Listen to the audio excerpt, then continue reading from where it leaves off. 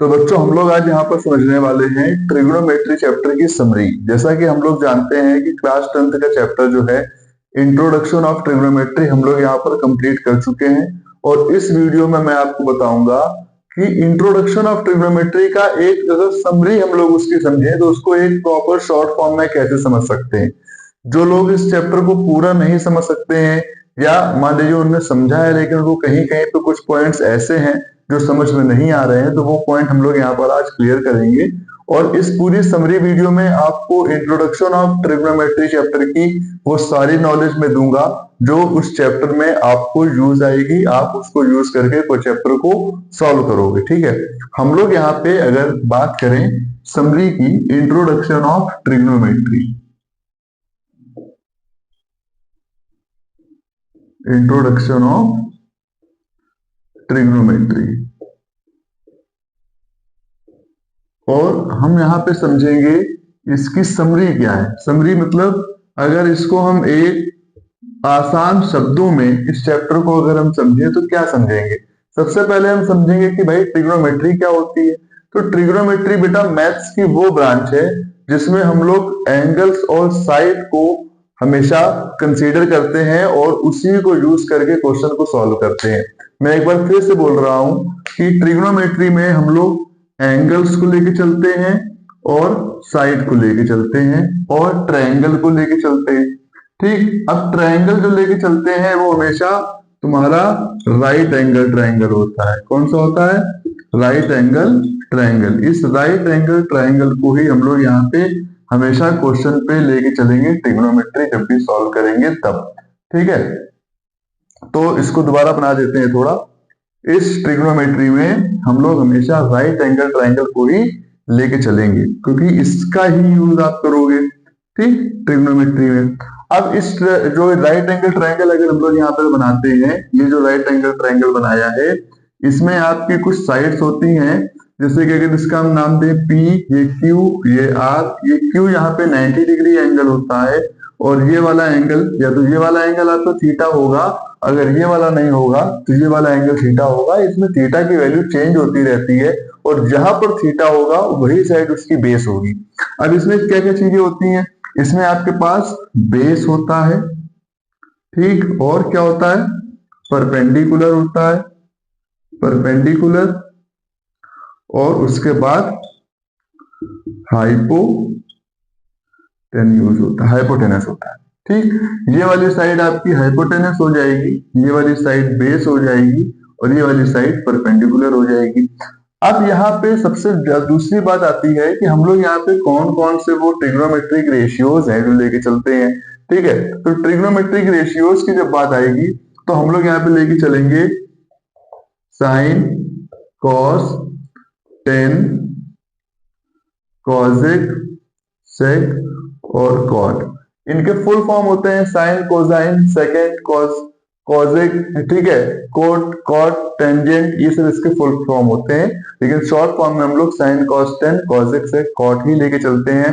साथ में इसके जैसे यहाँ पे थीटा बनाया है तो sine theta, cos theta, tan theta, cosec theta, sec theta और कॉट थीटा, ये यहाँ पे इसके रेशियोज होते हैं। उसके बाद अगर यहाँ पे एंगल्स साइड्स की ट्रिग्नोमेट्रिक टेबल्स की बात करेंगे तो जब टेबल हम लोग यहाँ पे इसका यूज करेंगे तो टेबल में हम लोग 0 डिग्री, 30 डिग्री, 45 डिग्री, 60 डिग्री और 90 डिग्री, इन सारी वैल्यूज को यूज करते हैं ट्रिग्नोमेट्रिक टेबल में जहां पे दी जाती है, और उससे हम लोग इनकी वैल्यू निकालते हैं कि साइन 0 क्या होगा, साइन 30 क्या होगा, कॉट 30 क्या होगा, कॉट 45 क्या होगा। हम लोग वहां पे उसकी वैल्यू निकालते हैं और उसके अकॉर्डिंग उसको वहां पे क्वेश्चन में पुट करते हैं। ठीक है, तो अगर आपको टेबल्स का देखना है तो टेबल्स का पूरा एक वीडियो बना हुआ है, चैनल पे पड़ा है, आप लोग देख सकते हो, और आपकी बुक में भी टेबल दी गई होगी। तो ये इसका एक छोटा सा है। अभी इसमें और भी चीजें हैं, और क्या है, इसकी कुछ आइडेंटिटीज भी होती हैं। क्या क्या होती हैं वो हम लोग बाद में जानेंगे। पहले हम लोग एक चीज और देख लेते हैं कि अगर हमको यहाँ पे इसको हटा देते हैं, ठीक है, अगर हमको यहाँ पे साइन कॉस टेन, जैसा मैंने आपको बताया हुआ है, साइन कॉस टेन कॉसेक से कॉट होता है, तो अगर यहाँ पे कॉसेक थीटा की बात होगी तो कॉसेक थीटा हमेशा 1 अपॉन साइन थीटा होगा। ठीक है। कॉसेक थीटा क्या होगा, हमेशा 1/sin। और इसी तरह से जो तुम्हारा सेक थीटा होगा, ठीक है, वो हमेशा 1/cos थीटा होगा। और जो कॉट थीटा होगा वो हमेशा 1/tan थीटा होगा। ये आपको पता होना चाहिए हमेशा क्वेश्चन को सॉल्व करते समय। इसको हम लोग यहाँ पे यूज करते हैं। तीन आइडेंटिटी होती है। पहली होती है sine square theta plus cos square theta equal to 1। फिर होती है 1 plus tan square theta equal to sec square theta. फिर होती है 1 plus cot square theta equal to cosec square theta. ये तीन आइडेंटिटी है और इनको ही हम लोग एक्सचेंज भी करते हैं क्वेश्चन को सॉल्व करते समय। कहीं पर ऐसा होगा कि 1 minus sine square theta equal to cos square theta हो जाएगा, कहीं पर 1 minus cos square theta sine square हो जाएगा, कहीं पर sec square theta minus tan square theta equal to 1 हो जाएगा, कहीं पर cosec square theta minus cot square theta equal to 1 हो जाएगा। जिसको मैं बोलता हूं कि मैथ से खेलना, ठीक है। तो ये एक मैथ से खेलना है। आप मैथ से तभी खेल पाओगे जब आपको उसके बारे में प्रॉपर नॉलेज होगी और आपको पता होगा कि हमको कहां पर किस तरह से फॉर्मूले को घुमाना है। जिस तरह से जब कोई एक बैट्समैन बैटिंग करता है और जब बॉल आती है तो उसको पता होता है कि हमें कैसे बॉल को घुमाना है। सेम यही चीज एक स्टूडेंट की लाइफ में भी होती है जब वो मैथ को सॉल्व करता है और उसी समय उसको ये समझ में आता है कि हमें क्वेश्चन की नीड के अकॉर्डिंग अपने फॉर्मूले को कहां पे कन्वर्ट करना है। सिर्फ एक रटना नहीं है। सिर्फ अगर आपने इसको रट लिया और इसको यूज नहीं कर पाए तो भी बेकार है। तो आपको ये पता होना चाहिए कि हमें कब अपने फॉर्मूले को घुमाना है, किस तरह से फॉर्मूले को तोड़ के नया फॉर्मूला बनाना है। सबसे बड़ी कला इसी में होती है, ठीक है। तो ये सारी बातें हो गई जिसमें हम लोगों ने इंट्रोडक्शन ऑफ ट्रिग्नोमेट्री के बारे में समझा, राइट, इसमें राइट एंगल ट्राइंगल यूज करते हैं ये समझा, कौन कौन से रेशियोज होते हैं sine cos tan sec cot cosec ये समझा, कौन कौन से एंगल्स यूज करते हैं 0 से लेकर 90 तक, 30 45 60 90 यूज करते हैं। थीटा का रूल समझा है, हाइपोटेनस बेस और परपेंडिकुलर के बारे में जाना है। उसके बाद हम लोगों ने cosec theta 1/sin sec theta 1/cos cot theta 1/10 ये होता है ये भी जाना है। साथ में हमने तीन मेन आइडेंटिटीज भी जानी है जो कि होती है sine square theta plus cos square theta equal to 1, 1 plus tan square theta equal to sec square theta और 1 plus cot square theta equal to cosec square theta. ये हमको पता हो गया है। यहाँ पे इसके बारे में बाकी क्या होता है, इसमें एक चीज और होती है जो बहुत जरूरी है जिसको हम लोग बोलते हैं PBP और HHB।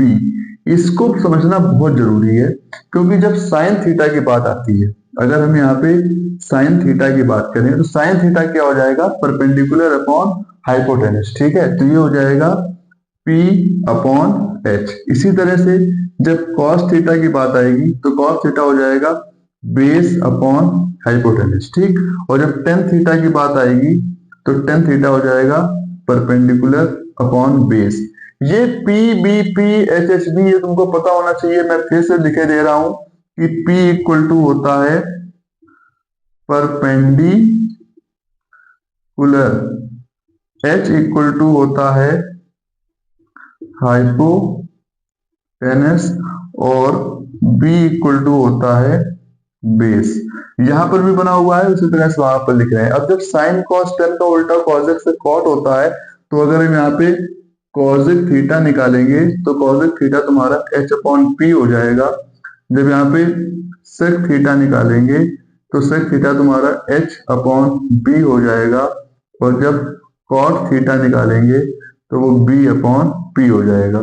ये और भी ज्यादा इंपॉर्टेंट चीज है इस चैप्टर से जुड़ी हुई। हमने इस चैप्टर में यही सब चीजें पढ़ी हैं, एक्सरसाइज में इन्हीं पे बेस्ड क्वेश्चन दिए गए हैं।